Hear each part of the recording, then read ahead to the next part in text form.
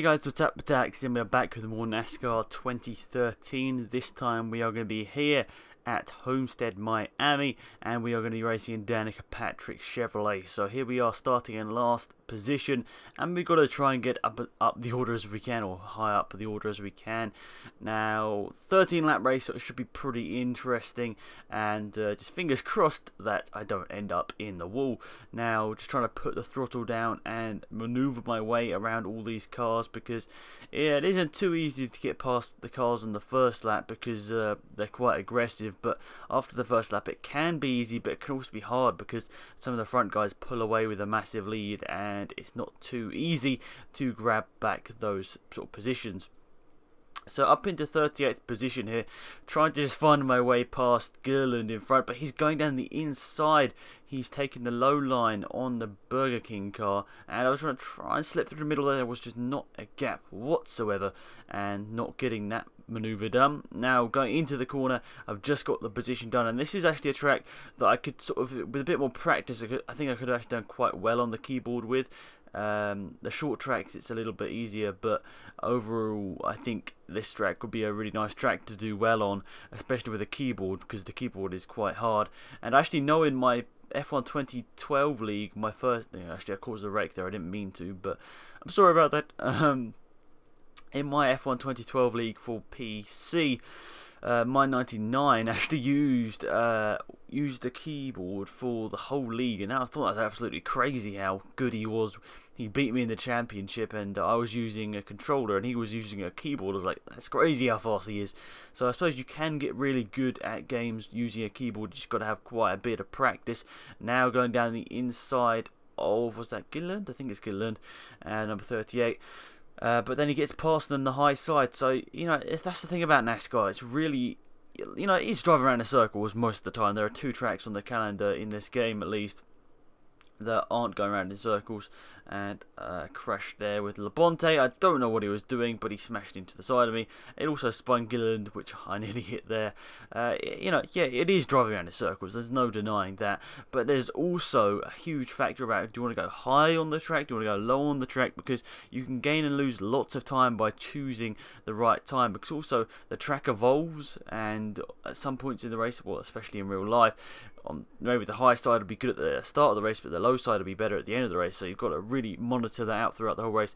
And also in real NASCAR races, they obviously last like 3 hours, and no Formula 1 race ever goes on consistently for 3 hours. So it'd be kind of crazy to sort of compare Formula 1 and NASCAR, but I think that NASCAR has got some really cool points about it.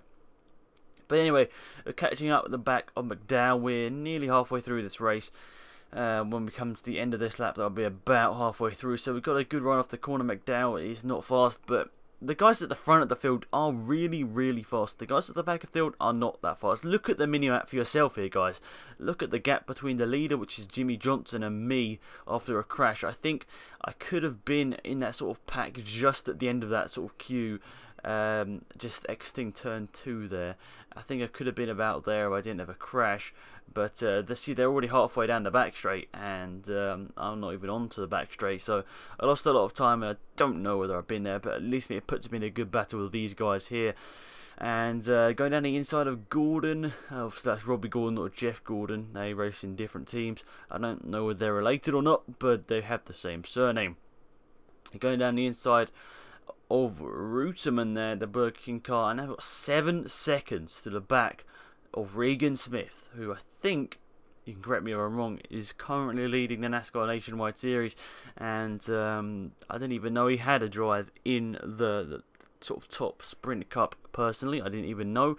I probably should be a bit more involved with that. But 7 seconds or 8 seconds at the start of this lap. It's coming down nearly 6.5 seconds here, but we are slowly pulling in the cars in front of us. Regan Smith and a couple of cars in front of him. We are slowly pulling in. We are setting lap times about 33 seconds, so it's not great, but it is not too bad. And I think if we keep going at this pace, we might get a little bit near Smith at the end. I don't think we'll be able to get past him, but who knows, we'll see as the race goes on. Obviously now we can see him. If you look at the top left of your screen, you can just about see some cars racing in the distance. And that gap is certainly coming down between me and Smith. It's come down to under 5 seconds now in the space of a couple of laps. And now we've got under the 33 mark. Our lap time still about 8 tenths of a second behind Earnhardt Jr.'s fastest lap. But it does look like on the mini-map, you can see the leaders are catching a couple of the slowest cars.